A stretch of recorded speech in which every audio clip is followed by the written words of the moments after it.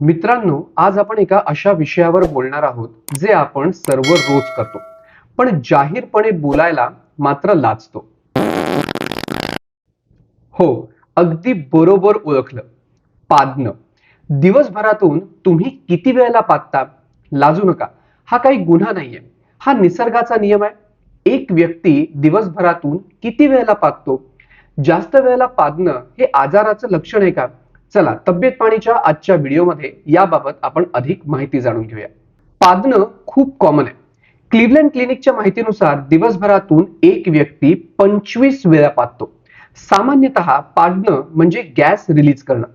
प्रत्येक सजीवाच्या शरीरात गॅस तयार होतो आणि गॅस पास करणं ही शरीराची एक प्रक्रिया आहे. National Institute of Diabetes and Digestive and Kidney डिसीजच्या माहितीनुसार संशोधनातून हे स्पष्ट झालंय की लोक दिवसभरामध्ये 8 ते 14 वेळेला पादतात किंवा गॅस पास करतात.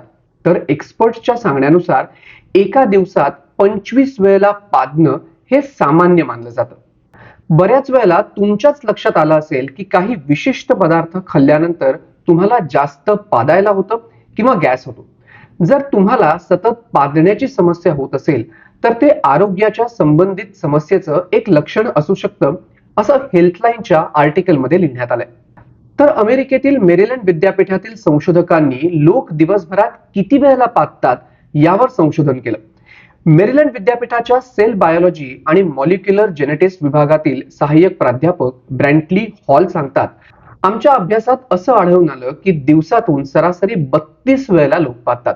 पण आम्ही काही लोकांमध्ये हे प्रमाण खूप जास्त पाहिलंय.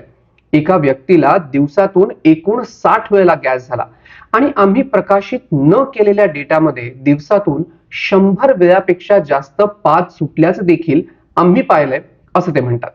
तर हेल्थलाईनच्या माहितीनुसार पोटदुखी किंवा पोट फुगणं कमी होत नसेल, वारंवार जुलाब किंवा बद्धकोष्ठतेचा त्रास असेल, अचानक वजन कमी झालं असेल, विष्ठेतून रक्त पडत असेल किंवा संसर्गाची लक्षणं म्हणजे ताप, थंडी वाजणं, सांधे किंवा स्नायूंमध्ये वेदना होणं असा त्रास असेल तर डॉक्टरांना नक्की दाखवलं पाहिजे.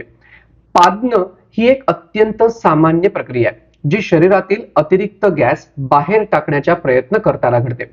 कधी कधी तुम्हाला नेहमीपेक्षा जास्त वेळेला गॅस होत असल्यासारखं वाटू शकतं.